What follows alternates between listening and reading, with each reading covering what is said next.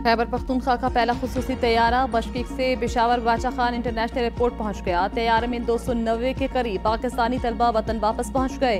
Airport पर पाकिस्तानी तलबा के अहल खाना बड़ी तादाद में मौजूद थे। किर्गिस्तान में मौजूद दीगर पाकिस्तानियों को वतन वापस लाने के लिए दूसरी परवाज आज सुबह रवाना की जाएगी। साबिक वज़ीर आला पंजाब चौधरी परवेज इलाही 6 मार्च 26 दिन बाद कोट लखपत जेल लाहौर से रिहा। परवेज इलाही को कुछ दिन पहले अडियाला जेल से कोट लखपत जेल मुंतकिल किया गया। जेल हुकाम के मुताबिक तमाम केसों में रिहाई मिलने पर परवेज इलाही को रिहा किया गया। चौधरी परवेज इलाही कोट लखपत जेल से ज़हूर इलाही पैलेस पहुंचे। रिहाई के बाद बयान में कहा, मैंडेट की वापसी तक शुजात साहब के बच्चों से कोई बात नहीं होगी। गुजरात में जिनके साथ ज्यादतियां हुई उनके माफ करने तक चौधरी शुजात से कोई बात नहीं होगी। गुजरात के लोगों ने बहुत ज्यादतियां और जुल्म सहा, हमारा मैंडेट चुराया गया। बानी पीटीआई के साथ था, हूं और इंशाअल्लाह रहूंगा। मुझे पकड़वाने और ज्यादती करने में सबसे ज्यादा अहम किरदार मोहसिन नकवी का रहा।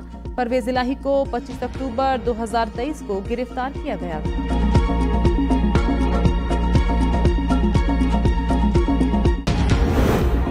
पंजाब असम्बली भर्ती केस में परवेज इलाही की दरखास्त जमानत पर लाहौर हाई कोर्ट ने महफूज फैसला सुनाते हुए रिहाई का हुक्म दिया। वकील ने दलाइल में कहा, एंटी करप्शन ने मुकदमा 2 साल की ताखीर से दर्ज किया।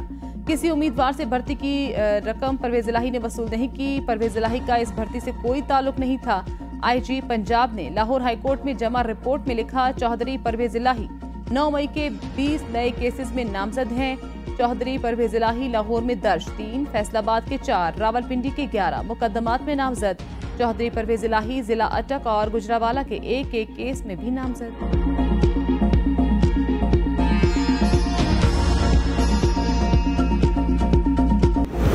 बानी पीटीआई के खिलाफ टेरियान केस नाकाबिल समाअत करार। बानी पीटीआई की नाअहली की दरख्वास्त खारिज। इस्लामाबाद हाई कोर्ट के लार्जर बेंच ने 2 जजेस का सुनाया फैसला दुरुस्त करार दे दिया। मुबज्जिना बेटी टेरियान को कागजात नामजदगी में जाहिर न करने पर बानी पीटीआई के खिलाफ नाअहली केस पहले ही मुस्तरद हो चुका। तहरीरी फैसले में लार्जर बेंच ने कहा, साबिका बेंच में शामिल जस्टिस मोहसिन अख्तर कियानी और जस्टिस अरबाब ताहिर ने बानी पीटीआई की नाअहली की दरख्वास्त खारिज की। चीफ जस्टिस ने 2 जजेस का फैसला सरे बमोहर करने की डायरेक्शन दी। चीफ जस्टिस आमिर फारूक की हिदायत पर नया बेंच तश्कील दिया गया। ओपन कोर्ट में फरीकैन और सहाफियों की मौजूदगी में लिफाफे को डीसील किया गया। हमारा ख्याल है इस केस में मजीद कार्रवाई की जरूरत नहीं।